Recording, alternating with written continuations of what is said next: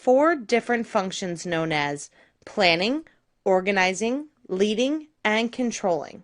For some of us, we only see the final 2, leading and controlling, but you should know that for every managerial behavior you do see, there is an equal amount that you do not. Behind the manager's closed door, they spend a good deal of their time planning and organizing so that they can effectively carry out the functions of leading and controlling. Now, before you think your boss is different, you should know that the 4 functions of management are standard across industries, whether that be in a manufacturing plant, a home office, a grocery store, a retail store, a restaurant, a hotel, or even an amusement park.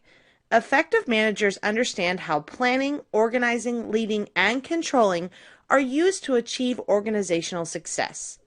Unfortunately, I do not have a rebuttal for those of you who have ineffective managers, but perhaps learning a little bit more about the 4 functions of management will help to identify what steps your ineffective manager needs to take to become an effective one. Try to think of the 4 functions as a process, where each step builds on each other.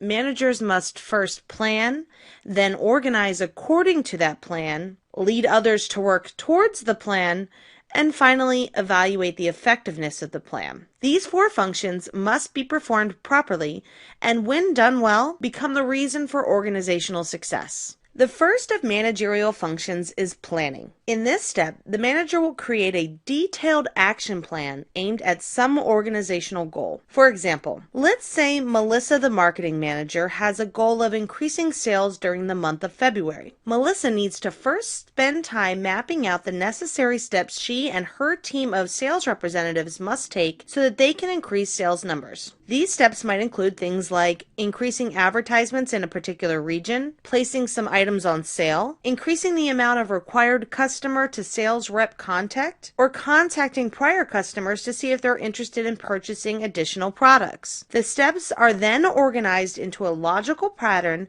so that Melissa and her team can follow it. Planning is an ongoing step and can be highly specialized based on organizational goals, division goals, departmental goals, and team goals. It is up to the manager to recognize what goals need to be planned within their individual area. The second of the managerial functions is organizing. This step requires Melissa to determine how she will distribute resources and organize her employees according to the plan. Melissa will need to identify different roles and ensure that she assigns the right amount of employees to carry out her plan. She will also need to delegate authority, assign work, and provide direction so that her team of sales representatives can work towards higher sales numbers without having barriers in their way. The third function of management is leading. In this step, Melissa spends time connecting with her employees on an interpersonal level. This goes beyond simply managing tasks. Rather, it involves communicating, motivating, inspiring,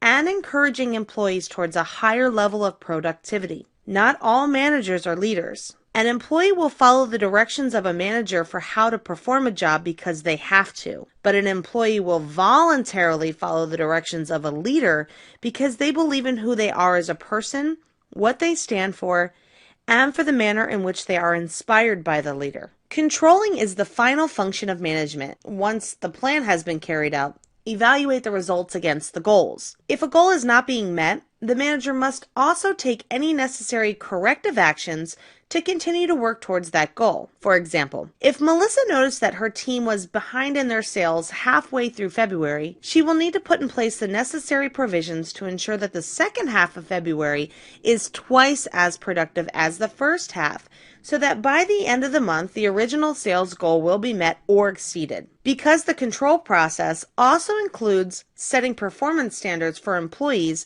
and continuously evaluating their job performance, Melissa will speak with each of her sales reps individually to review their performance. Some have added a 5th function for managers known as staffing. Staffing is the task of evaluating, recruiting, selecting, training, and placing appropriate individuals into defined job roles. A manager must spend time evaluating their workforce needs, discovering where employees need to be added, trained, or removed, and then make those changes so that the organization can continue business as usual.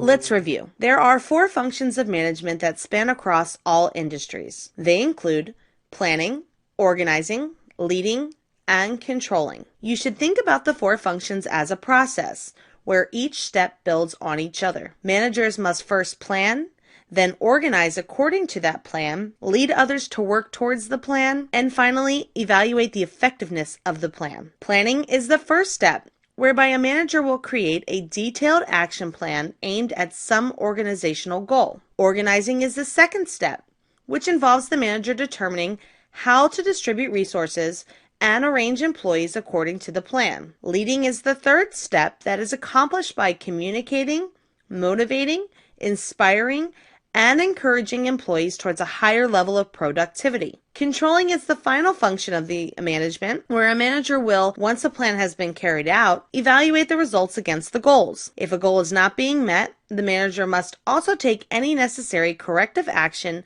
needed to continue to work towards that goal. Some have added a fifth function for managers, known as staffing.